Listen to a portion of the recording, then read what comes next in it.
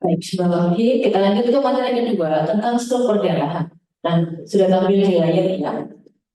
Ini adalah gambaran skematis bahwa perdarahan itu artinya pembuluh darahnya pecah atau runtuh ya.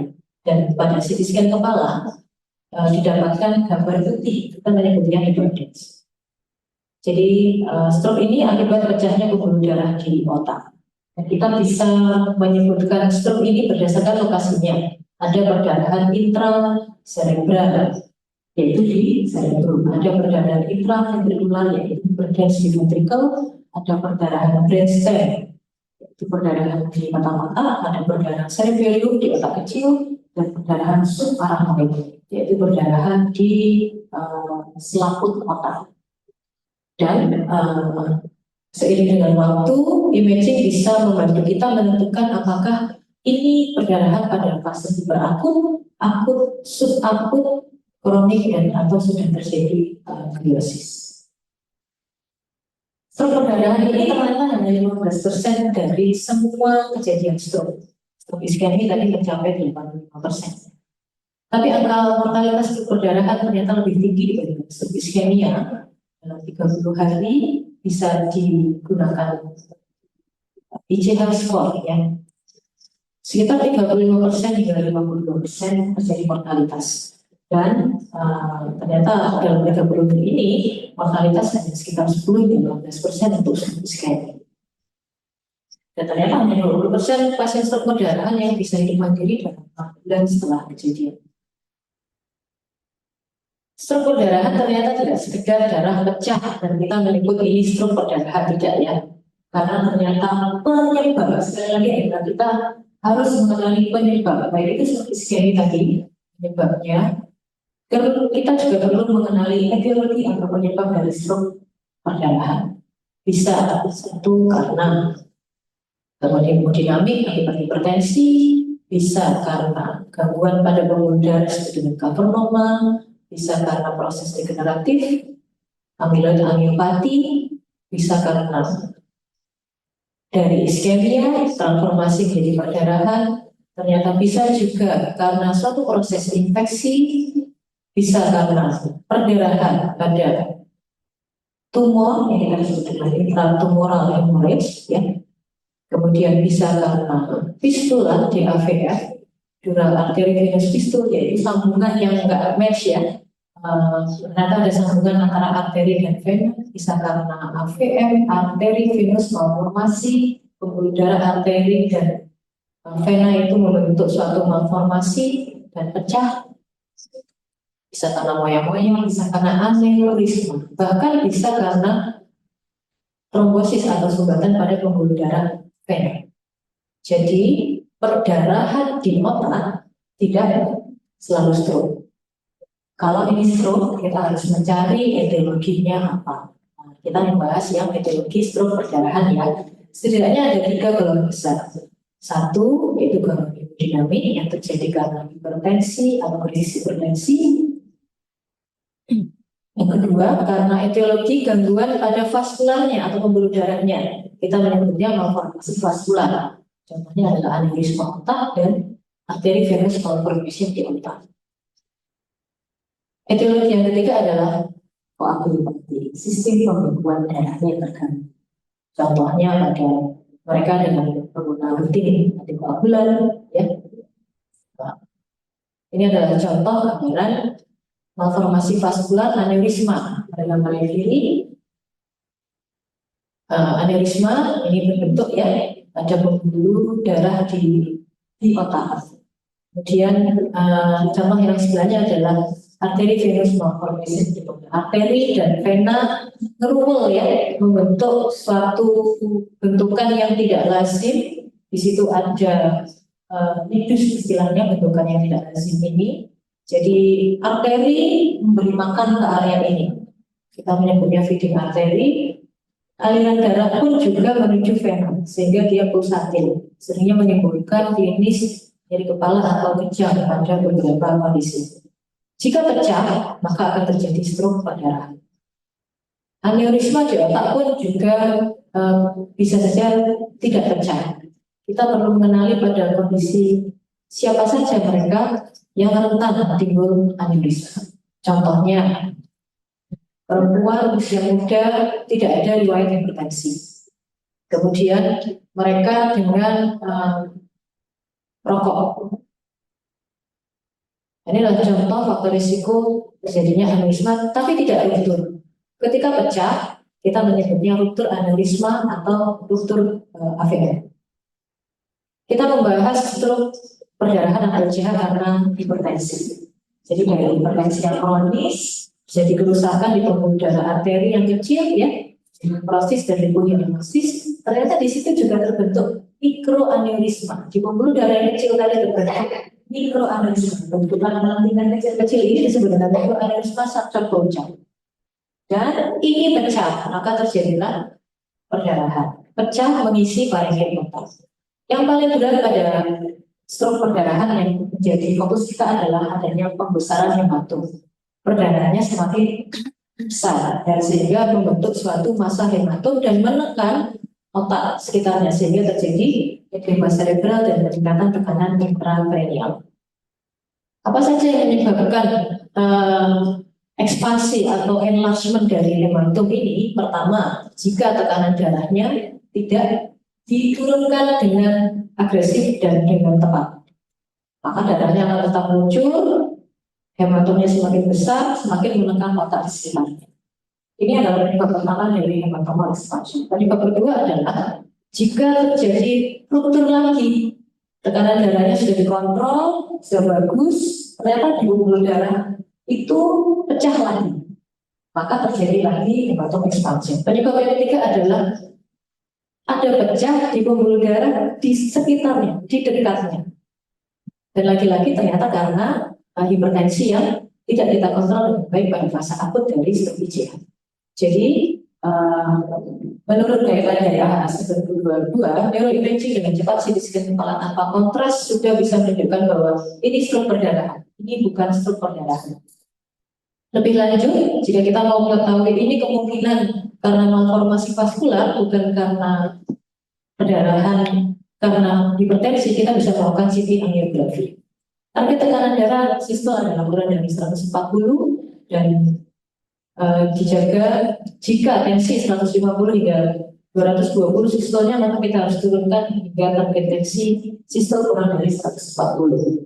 Jika tekanan sistolnya di atas 220, kita harus agresif secara intensif menurunkan tekanan darah sistol ini secara cepat, ya, kembali di bawah 140. Dan diharapkan dijaga tekanan darah sistol ini tidak di bawah 130. Karena ternyata memberikan keluaran klinis yang kurang baik pada 90 hari pasca stroke perdarahan. Dan berikan reversi antikoagulan jika memang ini perdarahannya karena penggunaan antikoagulan. Pada fase ini terjadi edema cerebral, terjadi peningkatan tekanan intrakranial. Pada kondisi tertentu jika perdarahan terjadi di otak kecil dengan terlebih dari senti atau terjadi penekanan ke batang otak, maka sudah melakukan tindakan yang saraf yaitu dekompresi. Dan operasi bisa dilakukan atau tindakan bedah saraf dilakukan selektif pada badan yang lokasinya di atas endothelium cerebellum. Tentu kita harus monitoring dan kontrol ketat tekanan intrakranial, dan baiknya adalah di perawatan neurointensif di stroke unit atau di neuro ICU. Rehabilitasi dini, rehabilitasi medik dini perlu dilakukan untuk perbaikan fungsi. Berikut tabel tata laksana tekanan darah pada stroke perdarahan fase hiperakut. Prinsipnya adalah ketika kita menjumpai ini adalah stroke perdarahan, maka 2 jam ketika pasien datang pun harus segera diturunkan tekanan darahnya. Dalam target 1 jam harus segera turun. Ini perlu segera dilakukan dalam rangka mencegah supaya tidak terjadi HE tadi ya, hematomal expansion, supaya tidak bertambah besar perdarahannya. Bisa diberikan dengan obat golongan kalsium dan broker secara intravena. Kita bisa menggunakan igarlipin, dalam dosis igarlipin yaitu 5 mg per jam, intravena secara literasi 2,5 mg per jam tiap 15 menit. Boleh diberikan sampai dosis maksimal 15 mg per jam sampai target tercapai. Di sini disebutkan bahwa sisto dijaga di 130 hingga 140, boleh hingga 150, dan ini cukup aman. Tapi jangan sampai sisto dijaga di bawah 130 karena ini harmful, terutama pada functional outcomes 20 hari setelah stroke perdarahan. Berikutnya, bagaimana kita mau tahu bahwa stroke ini tidak hanya karena penyebab hipertensi, tapi mungkin ada gangguan vaskular atau malformasi vaskular, baik aneurisma atau AVM. Ada scoring yang memudahkan kita yang disebut dengan secondary EGS score. Dengan parameter kita melihat CT scan kepala, usia, kelompok rentang tinggi adalah usia 18 hingga 45 tahun dan perempuan. Lalu berikutnya adalah ada hipertensi.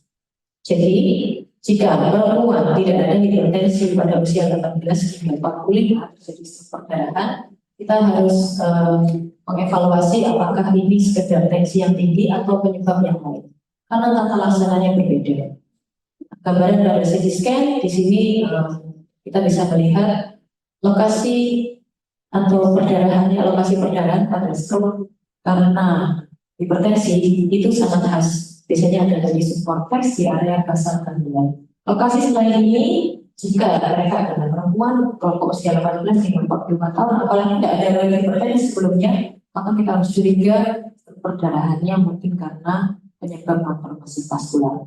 Dan sini ada presentasi scoringnya, maka risiko tinggi penyebab malformasi vaskular, kalau ini mungkin suatu malformasi vaskular, kita perlu melakukan imaging lebih lanjut yaitu CT angiografi.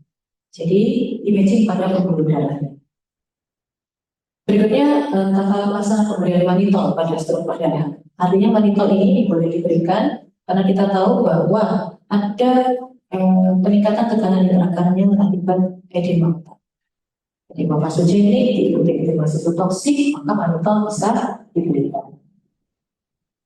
Bagaimana kita mengetahui secara klinis pada pasien terjadi di bawah kesadaran? Ada midline shift pada gambaran CT scan kepala atau risiko terjadinya depresi. Dosis yang diberikan bisa diberikan loading. Dosis loading adalah 0,5 hingga 1 gram per kilogram berat badan intravena selama 20 menit. Pada maintenance 0,25 hingga 0,5 gram per kilogram berat badan intravena. Dan tentu kita harus memonitori osmolitas darah. Nah, bagaimana jika kita tahu ternyata ini adalah suatu malformasi vaskular? Aneurisma yang pecah bisa dilakukan endovascular coiling, artinya dimasukkan koil di aneurismanya, dan ini dilakukan pada saat fase akut stroke perdarahan tujuan untuk mencegah re-bleeding. Aneurisma bisa saja terjadi dengan lehernya atau necknya cukup lebar sehingga koil tidak bisa masuk. Nah, pada kondisi seperti ini maka bisa dilakukan stent assisted coiling atau diklip, tindakan bedah saraf. Dan tindakan ini adalah tujuannya untuk mencegah perdarahan ulang dan stabilisasi kondisi pasien. Bagaimana jika ternyata ini adalah suatu malformasi vaskular AVM? AVM ruptur, maka dilakukan embolisasi di lab. Area yang mengalami malformasi ini di lab dengan suatu zat embolan, glue, squid. Dan ini tujuannya adalah untuk menutup nidus. Sehingga arteri tidak mengisi ke area nidus dan aliran darah menjadi kembali baik. Sama tujuannya adalah untuk mencegah perdarahan. Dan pada tindakan ini biasanya bisa dilakukan dengan seksi atau radiosurgery. Dan tindakan embolisasi ini tidak dilakukan pada fase akut, tapi dilakukan setelah fase akut dari stroke perdarahan. Kita mengenali kasus khusus, yaitu yang pertama adalah dua kasus yang akan kita bahas di sini. Yang pertama adalah perdarahan subdural atau subdural hematom. Artinya adalah ada darah antara donor dan darah. Ini biasanya karena trauma ringan, dan ini terjadi karena pecah dari bridging plate. Istilahnya adalah trauma trivial, tidak disadari bahwa ini adalah akibat benturan kepala. Bisa saja lambat karena pecah vena dalam beberapa hari, bahkan bisa hingga 2 minggu. Ada sakit kepala, perubahan perilaku, bahkan yang pada sisi atau mungkin kejang. Penting dalam hal ini adalah ini bukan stroke. Jadi perdarahan subdural karena cedera kepala bukan suatu gangguan vaskular primer di otak. Tentu kita harus observasi adanya hematom kecil tanpa gejala dan evakuasi bedah jika terjadi geseran dari midline pada gambaran CT scan atau dari teknologi yang berat. Sering kita jumpai pada orang usia lanjut yang mengeluh secara gradual, tidak secara mendadak seperti pada stroke. Dalam 2 minggu terjadi trauma trivial. Contohnya kepala menjatuh pintu, ya tidak dirasakan, tampak baik-baik saja, tapi 2 minggu ke depan timbul defisit neurologi vokal yang menyerupai stroke. Ternyata kita harus waspada, bisa saja ini perdarahan subdural. Berikutnya adalah kasus trombosis vena cerebral atau cerebral venous thrombosis. Ada sumbatan pada pembuluh darah vena, dan ini ternyata menimbulkan manifestasi perdarahan dan timbul warna putih pada CT scan. Gambarnya sama-sama hipertensi. Dan ini terjadi karena tekanan intravena yang meningkat sehingga menyebabkan putih kotak pada vena. Nah, terjadilah stroke perdarahan. Tapi yang pecah juga adalah arteri darah vena. Jadi ini adalah stroke perdarahan pada sistem vena arterial. Kita bisa memberikan antikoagulan untuk heparin atau hemoglobin heparin meskipun ada perdarahan. Dan evaluasi imaging tentu dengan CT atau MR. Poin penting adalah stroke perdarahan adalah kondisi neurologis darurat, perlu cepat dan tepat dalam diagnosis dan pelaksana menentukan penyelamatan jaringan otak. Kontrol tekanan darah dan mengelola tekanan secara agresif juga penting untuk mencegah perluasan jantung perdarahan, memperbaiki prognosis, dan tentunya intervensi vaskular yang tepat harus dilakukan untuk memperbaiki fakta. Sekali lagi, di sini kita harus mengenali etiologi atau penyebab dari perdarahan. Saving vessels, saving lives, every second counts in the system. Terima kasih, saya cukup. Wassalamualaikum warahmatullahi wabarakatuh.